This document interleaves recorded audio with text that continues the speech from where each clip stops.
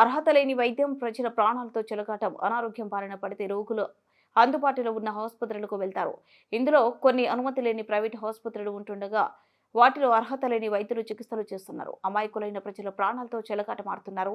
ఇటీవల స్థానిక SVC private ఆసుపత్రిలో చికిత్స పొందుతూ మృతి చెందిన పామర్తి జ్యోష్న ఘటనపై ఆసుపత్రిలో జిల్లా ఉప వైద్యాధికారి తనిఖీ చేపట్టారు. డాక్టర్ హర్షిత్ సరికొండ కేవలం ఎంబీబీఎస్ డాక్టర్ మాత్రమేనని, అతనికి ఆపరేషన్ చేసేందుకు అర్హత లేదని తెలిపారు. ఎస్వీసీ ఆసుపత్రికి ఆపరేషన్ థియేటర్ అనుమతి లేదని, నామ్స్ కి వ్యతిరేకంగా ఉన్న ఆపరేషన్ థియేటర్ ను నేటి నుండి పూర్తిగా మూసివేయాలని ఆదేశాలు జారీ చేశారు. ఆసుపత్రిలో ఎక్స్పైరీ అయిన మందులు ఉండటంపై డ్రగ్స్ ఇన్స్పెక్టర్ కు కంప్లైంట్ చేస్తామని తెలిపారు. మహిళ మృతిపై ఆపరేషన్ చేసిన వైద్యుల వద్ద నుండి వివరణ తీసుకుని జిల్లా వైద్యాధికారికి, జిల్లా కలెక్టర్ కు పూర్తి నివేదిక అందిస్తామని తెలిపారు.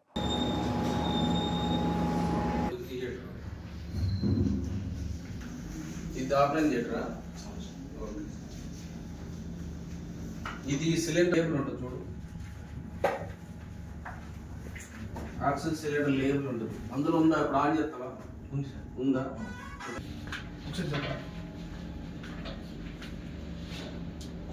ఇది ఎప్పుడు ఫిల్ చేశారా? లాస్ట్ రీసెంట్ గానే ఫిల్ చేశాం సార్. అంటే ఎప్పుడు డేట్ ఉంటుంది, దాని లేబుల్ ఉంటుంది కదా? ఏమీ లేదు సార్, వాళ్ళు రాసుకుంటారు సార్, పంపించేవాళ్ళు ఇస్తారు ఇక్కడ. డాక్టర్ గారు దీన్ని చక్కెర వేస్తారు కదా వాళ్ళు. చాలు సార్, అటు ఇంకొంచెం కాటన్ తీసుకోండి డాక్టర్ గారు. దీంట్లో పెట్టేసి ఇప్పుడు ఓపెన్ చేయబోయి, ఓపెన్ చేయి. చాలు, అది బట్ చాలు సార్. అదే కలర్ మారింది చూడు. ఎవరు ఇస్తున్నారు పిల్లలకి? మన ఆక్సిజన్ సప్లై గురునాథం అని ఒరిజినల్ ఇది ఆక్సిజన్ కాదనుకో, మనకు డాక్టర్ వచ్చారు. ఇది సక్షన్ ఆపరేటరా? అది బాయిల్సా? బాయిల్స్ పని చేస్తున్నారా? తర్వాత ఒకసారి ఇప్పుడు మీరు అప్లై చేసిన 6 పడకలకా? 6 పడకలు 10 పడకలకి ఈ థియేటర్ రాదు కదా, మరి ఆపరేషన్ థియేటర్ రాదు. 10 పడకల రిజిస్ట్రేషన్లో ఆపరేషన్ థియేటర్ ఉండదు కదా, కలిపి అప్లై చేసాం సార్ సర్జికల్. మరి అందులో ఉండదు. మినిమం 20 బెడ్స్ పెట్టుకో. 10 to 20 ఏ నామ్స్ పెట్టినా ఒకటే. మీ దగ్గర అది లేదు కదా, చెక్ లిస్ట్ లేదు కదా మీ దగ్గర. ఇది పల్స్ ఆక్సిమీటరా? అవును సార్.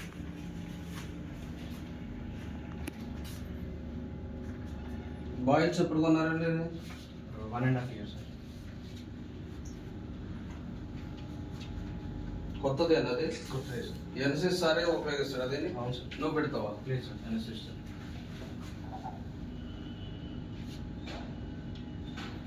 ఈ రూము కరెక్ట్ కాదన్న, ఆపరేషన్ థియేటర్కి దాన్ని పెట్టింది అర్థమవుతుందా? కనీసం 20 ఇంటూ అంతే ఎంత ఉండాలి ఆపరేషన్ థియేటర్కి? 20/20. మరి ఇప్పుడు ఎంత ఉంది? ఒక 3-4 feet లెస్ ఉంటుంది. ఇది ఎంత 10 or 12 కదబ్బా. It is not the ideal. చూపి ఎలా ఉంటుంది. ఎమర్జెన్సీ బ్యాగ్స్ ఇక్కడ కెమెరా అవుతుంది. అవి అవసరం లేదు నాకు, సర్జికల్ ఇదే టర్మినా. దీని రెట్రోపిన్ ఎక్కడ ఉంది?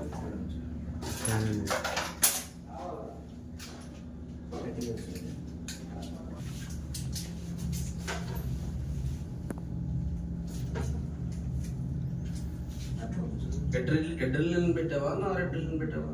దేనికి sir? Theatre emergency entry sir. Entry నా స్పైనల్ రిలీజ్ అంటే అన్ని చూస్తున్నారు డాక్టర్ గారు. ఎన్ని సంవత్సరాల క్రితం పెట్టారు స్టార్ట్?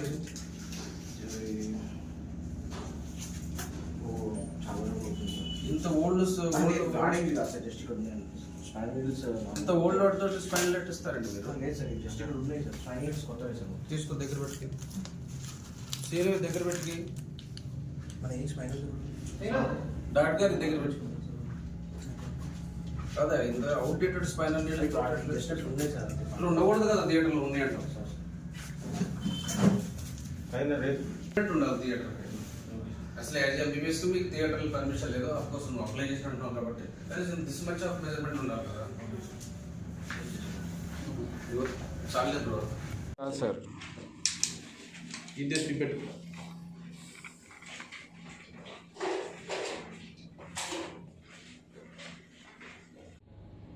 క్లాసిక్స్.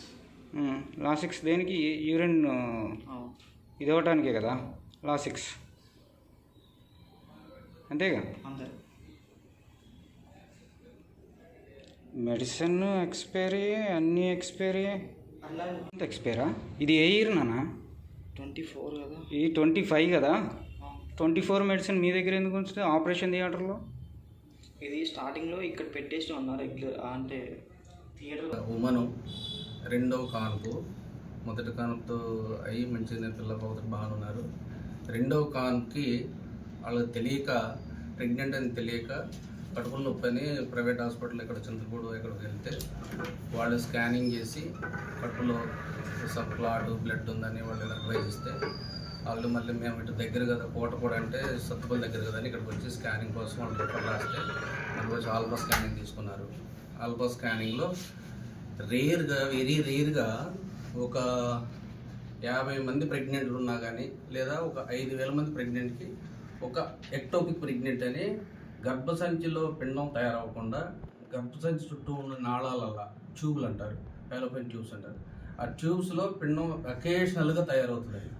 అది ఎవరూ కబుక్కని గుర్తించడానికి వీలు పడదు.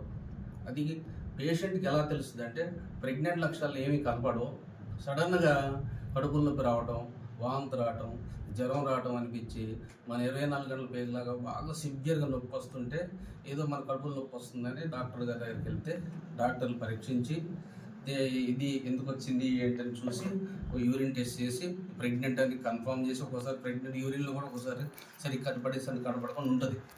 సో వెంటనే స్కానింగ్ చేపిస్తాం.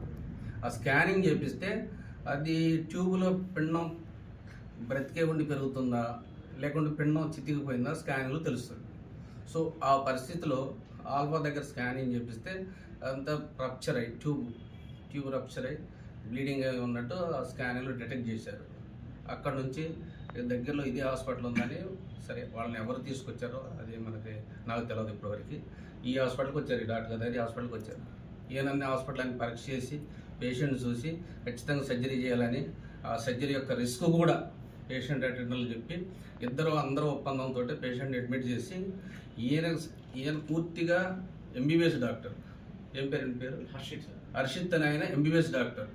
ఆయన రిజిస్ట్రేషన్ చేయించుకున్న హాస్పిటల్ ప్రతిపడకల హాస్పిటల్లో ఆయన వైద్యం చేస్తాడు. కానీ ఏం చేస్తారంటే ఈ డాక్టర్ గారు ఏదైనా సర్జరీ కేసులు ఉంటే ఆన్లైన్ కాల్ సర్జన్ పిలిపించుకొని ప్లాన్ చేసుకోవడం కోసం doctor Vineesh general surgeon, qualified general surgeon అని ఆయన పిలిపించుకొని ఎనస్థిస్ట్ని కూడా పిలిపించుకొని సర్జరీ ప్లాన్ చేశారు. తర్వాత సర్జరీ ప్లాన్ చేసి సర్జరీ చేశారు. దాంట్లో బ్లడ్ పెట్టడం, బాగా బ్లడ్ తగ్గిపోవడం, బ్లడ్ పెట్టడం, ప్రొసీజర్ అంతా చేసి నైట్ 30వ తారీఖు నైట్ 11, 12 గంటల్లో ఆపరేషన్ అయిందండి. ఆ తర్వాత 10 గంటలు ట్రావెల్ చేశాక ఆమెకు బీపీ, వైటల్స్ నొప్పిండి ఉన్నాయి. మళ్ళీ పొద్దుపూట ఉదయం 10:30, 11 ఆ టైంలో పేషెంట్ ఎక్స్పైర్ అయింది. ఇది పూర్తిగా సర్జికల్ ప్రొసీజర్లో ఉన్న ప్రాబ్లమే కాకుండా పేషెంట్ రికవర్ అవ్వటానికి మనకు సర్జరీ ముందు ఎంత బ్లడ్ లాసు, ఎంత కాంప్లికేషన్స్ ఉన్నాయో సర్జరీ అయ్యాక కూడా అంతకంటే డబుల్ కాంప్లికేషన్స్ ఉంటాయి. సో ఇది ముందే క్యాచ్ చేసి డాక్టర్ గారు ఈ సెటప్లో ప్లాన్ చేయకుండా ఇంకా ఖమ్మం కానీ ఇంకా హైయెస్ట్ అన్ని ఫెసిలిటీస్ ఉన్న సెంటర్కి పంపించాల్సి ఉండే, బట్ వీళ్ళు ప్లాన్ చేసుకొని ఇక్కడే సర్జరీ చేశారు. దాంతో ఏమైందంటే ఒక రోజు ఆపరేషన్ అయిన, 1 రోజు, 2వ రోజు, 3వ రోజు ఏ కాంప్లికేషన్స్ వస్తాయో దాన్ని ముందే క్యాచ్ చేసి పేషెంట్ తగిన వైద్యం చేసి ఉంటే మనకు కొంచెం ఇంత నష్టం జరిగేది కాదు. బట్ నన్ను ఎంక్వైరీ చేయమన్నారు. నేను ఎంక్వైరీ చేసిన ఈ పద్ధతులు ఏంటంటే ఫస్ట్ డాక్టర్ గారు రిజిస్ట్రేషన్, ఆయనకు హాస్పిటల్ రిజిస్ట్రేషన్ ఉందా లేదా ఫస్ట్ నాకు కావాల్సింది. అది మన గవర్నమెంట్ రిజిస్ట్రేషన్ చేశాను హాస్పిటల్లో. రెండవది ఆయన చదువుకున్న క్వాలిఫికేషన్, ఆయన క్వాలిఫైడ్ ఎంబీబీఎస్ కాలేజీలో ఎంబీబీఎస్ చేశాడు. మూడవది అతను సర్జరీ చేసే క్వాలిఫికేషన్స్ ఏమీ లేవు, ఆయన సర్జరీ చేయకూడదు. కానీ ఈ కేసులో కూడా నా ఎంక్వైరీలో క్వాలిఫైడ్ జనరల్ సర్జన్ చేశాడు, అది క్వాలిఫైడ్ మొత్తం డాక్టర్ గారిని పెట్టుకొని చేశాడు. సో ఆయన ఈ కేసును కూడా ఆయన సర్జరీ చేయలేదు. సో ఈ ఇక్కడ కింద టెక్నికల్గా, ఈ ఫిజికల్గా ఈ హాస్పిటల్లో ఏం జరుగుతుందో, ఏం జరిగిందని ఎంక్వైరీ చేసుకొని పోదామని వచ్చాను. సో ఇది పూర్తిగా మన యొక్క సత్తుపల్లి సెంటర్ కన్నా ఇంకా హయ్యర్ సెంటర్ లో కొంచెం కేసు రెఫర్ చేసి అక్కడ ఏమైనా మనకు సర్జరీ చేసి ఏమైనా ఉంటే పాపం కొంచెం న్యాయం జరిగేది. రెండోది ఇవన్నీ పేషెంట్కి ఎక్స్ప్లెయిన్ చేసి వాళ్ళు చేశారట. అది మరి పేషెంట్ అటెండర్లకను డాక్టర్ గారికి కొన్ని సంబంధం అండి. ఈ కేసు ఇలా ఇక్కడ జరగకూడదు, జరగటం అనేది మళ్ళీ డెత్ అయిపోయింది. అందుకు ఈ రోజు నుంచి మేము గవర్నమెంట్ నేను రికమెండ్ చేస్తుంది ఏంటంటే ఈ హాస్పిటల్లో మామూలుగా జనరల్ కేసులు చూసుకోవచ్చు, పేషెంట్లు చూసుకోవచ్చు, తర్వాత వచ్చేసి జ్వరాలు ఇవి పెట్టుకోవడానికి ఎంబీబీఎస్కి ఎలిజిబిలిటీ ఉంది. కానీ సర్జరీలు చేయడానికి ఏ విధమైన పర్మిషన్ ఇవ్వము. సర్జరీ థియేటర్ అనేది ఆయన హాస్పిటల్కి ఎలిజిబిలిటీ లేదు. ఈ ఇన్స్టిట్యూట్లో చేయాలి ఆ కేసు. ఎందుకంటే మీకు రప్చర్డ్ ఎక్టోపిక్ ప్రెగ్నెన్సీ అంటాం మేము. అంటే ఎక్టోపిక్ అంటే గర్భసంచిలో కాకుండా ఎక్కడో తయారైన ప్రెగ్నెన్సీ రప్చర్ అయితే జనరల్గా హై స్టాండర్డ్ అది ఎప్పుడైనా ప్రాబ్లం అవుతుంది. సర్జరీలు చేసేటప్పుడు అవుతుంది, చేసాక అవుతుంది, చేసిన వారం తర్వాత కూడా ప్రాబ్లం అవుతుంది. ఎంబాలిజం అంటారు. ఇప్పుడు ఇందులో ఉన్న ఫ్లూయిడ్ అంత ఎంబాలిజం అయింది అనుకుంటారు, అది పోయి లంగ్స్లో కూర్చుంటుంది, ఎప్పుడన్నా రిస్క్ అవ్వచ్చు. సో అది హై స్టాండర్డ్ ఇన్స్టిట్యూట్లో చేయాలి అవసరం. డ్రగ్ లైసెన్స్ అథారిటీ ఉంటే ఖచ్చితంగా నేను రికమెండ్ చేస్తాను. నువ్వు చూపించిన యాంపులు అది నేను లేబుల్ వేసి నేను రికమెండ్ చేస్తాను. Simple MBBS doctor, simple general practice that's all. దానికి ఒక 2-3 ఒక రూమ్లో 2-3 మళ్ళాంటి వాళ్ళు ఉండొచ్చు, ఒక 2-3 బెడ్లు ఇంకొక దగ్గర ఉండొచ్చు, ఒక 10 beds limited practitioner, purely MBBS limited practitioners. There is no special